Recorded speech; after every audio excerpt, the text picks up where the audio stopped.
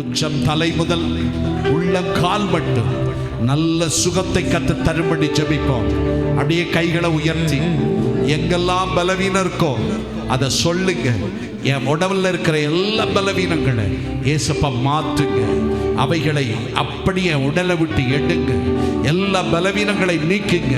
நான் சுகத்தோடு வாழ கிருபை தாருங்க. நான் பலத்தோடு நடக்க கிருபை தாருங்க.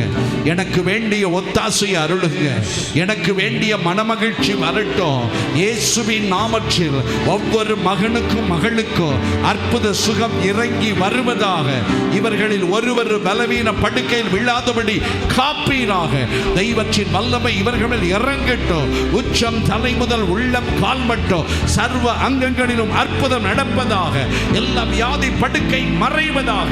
வியாதியின் கட்டுகளை எரிக்கிற தெய்வன் தருகிற சுகத்தை இவர்கள் எடுத்து வைப்பீராக.